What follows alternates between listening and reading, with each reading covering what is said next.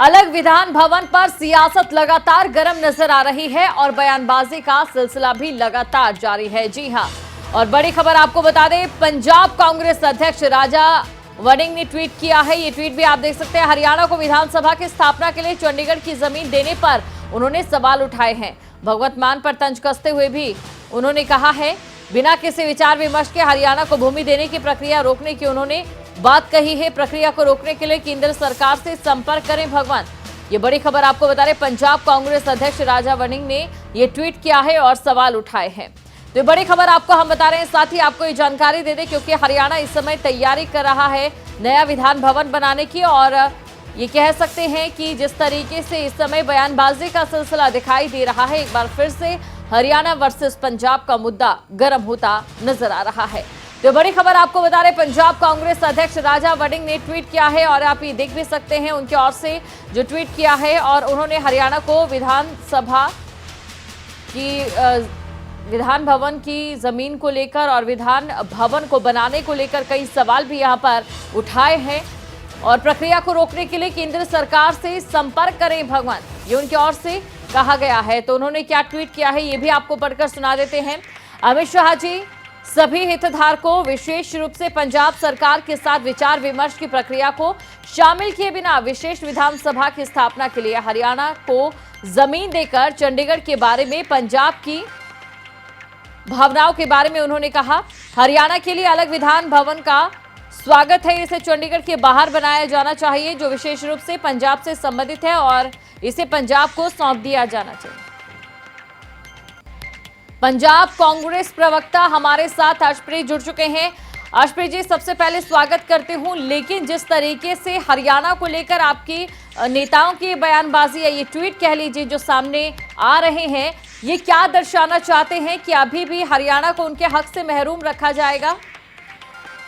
देखिए, मुद्दे की बात यह है कि पंजाब रीऑर्गेनाइजेशन एक्ट है 1966 का अकॉर्ड है, और उसमें ये लिखा हुआ है कि अगर कोई फेरबदल टेरिटरी पे होता है तो जो स्टेक होल्डर्स है उनको कंसल्ट करना जरूरी है। यहाँ पे कोई कंसल्टेशन नहीं, कोई या तो आम आदमी ने हाँ कर दी, या फिर आम आदमी पार्टी इतनी कमजोर है कि उनसे बीजेपी ने उनको बाईपास कर दिया, और उसके बावजूद उन्होंने उसकी कोई भी ना क्रिटिसिज्म किया, ना कोर्ट का रास्ता उन्होंने अपनाने की कोशिश की। और चौथी बात यह है मैडम कि भगवंत मान साहब को कहा तो ये कहना चाहिए था कि पंजाब का चंडीगढ़ पे हक है, और पंजाब की जितने वहाँ पे जमीन है, जितनी वहाँ पे बिल्डिंग्स है, वो पंजाब की है।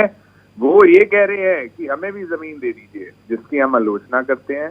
वो एडमिट कर रहे हैं कि पंजाब का चंडीगढ़ पे हक अपने बयान के थ्रू डाइल्यूट कर रहे हैं, जिसकी वजह से पंजाब खामियाजा भुगत रहा है। लेकिन हम एक चीज बता दें कि ऑपोजिशन में सही हम इस चीज का डट के विरोध करेंगे और पंजाब का जो हक है उसको रिस्टोर करेंगे। Because as a matter of fact madam, जो हरियाणा है उसका स्टेक जो है हमसे कम है।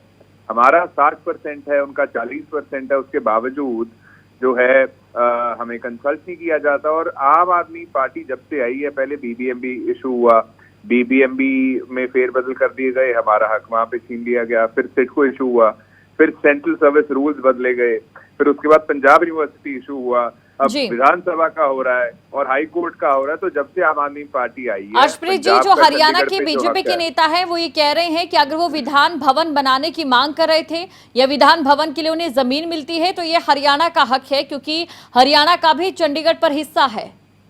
नहीं, देखिए, नंबर 1 पंचकुला में बना सकते हैं, जब हरियाणा में आता है पंचकुला, विधानसभा बनाए, हाई कोर्ट बनाए। लेकिन चंडीगढ़ भी तो सर आप खुद कह रहे हैं कि 40% हिस्सा है हरियाणा के पास चंडीगढ़ का। तो अगर हरियाणा का हिस्सा है, that is according to Punjab reorganisation act, और वो भी टेम्परेरी है। पंजाब रीऑर्गेनाइजेशन एक्ट में क्लियरली लिखा हुआ है कि हरियाणा को एक अलग राजधानी मिलनी चाहिए, और ये भी लिखा हुआ है कि हमारे चंडीगढ़ में कोई भी फेरबदल होने से पहले हमें कंसल्ट करना जरूरी है। तो ना तो कंसल्टेशन हुई तो ये गैर कानूनी है। सर, जो बातें आप पंजाब की तरफ से बता रहे हैं, वो बातें जब हरियाणा में एंटर होते हैं वो हवाई हो जाती हैं। हरियाणा के लोग जो हैं, नेता जो हैं, वो इन्हीं बातों का कुछ और जवाब देते हैं और कहते हैं कि उन्हें उनका हक मिलेगा। आप किसकी बात कर रहे हैं मैडम? मैं तमाम बीजेपी के नेताओं की बात कर रही हूँ, चाहे एसवाइल को लेकर आप कह लीजिए अर्शप्रीत जी, देखिए, एसवाइल के लिए दिल्ली सुप्रीम कोर्ट ने आपको कहा था जी।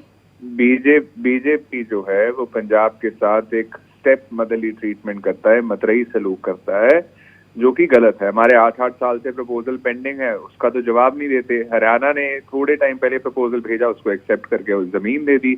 और आम आदमी पार्टी को शाबाशी है कि उन्होंने इसका विरोध तो कहाँ करना था, इसको कह रहे हैं कि इनके तर्ज पे हमें भी जमीन दे दी जाए। तो ऐसी सरकार, ऐसी हमने जो आपने वो उदाहरण तो सुना होगा कि बिल्ली ही दूध की राखी कर रही है। तो यहाँ पे मैडम हमारी सरकार पंजाब के जो हमारे हक हैं चंडीगढ़ पे, उसको डाइल्यूट कर रही है, उसको कमजोर कर रही है अपनी स्टेटमेंट के द्वारा। और आम आदमी पार्टी की वजह से आज पंजाब अब ये खामियाजा भुगत रहा है। लेकिन मैं एक चीज स्पष्ट कर दूं, अगर ये चीज होनी थी तो कानूनी तरीके से पहले पंजाब को कंसल्ट किया जाना चाहिए था, डिबेट डिस्कशन होती, उसके बाद होता। फेडरल ढांचा ये कहता है, हमारा संविधान ये कहता है, जो हमारे पंजाब रीऑर्गेनाइजेशन एक्ट है वो ये चीज कहता है। और अगर ये डिस्कशन नहीं हुई तो ये वॉइड एब इनिशियो है, मतलब कि गैर कानूनी है। और आम आदमी पार्टी का तो पता नहीं कि इसको चैलेंज करेंगे या नहीं। हम जरूर करेंगे, बिकॉज हमें पंजाब के लोगों की फिक्र है, हम सिर्फ वोटों की राजनीति नहीं करते। अर्शप्रीत जी देखिए, गैर कानूनी शब्द का जिक्र आप कर रहे हैं और एसवाइल के मामले में हमने देखा है सुप्रीम कोर्ट की ओर से जब फैसला भी सुनाया जाता है तो कितना गैर कानूनी इस शब्द का ध्यान रखा जा रहा है। बहुत बहुत शुक्रिया अर्शप्रीत जी, आप हमारे साथ जुड़े।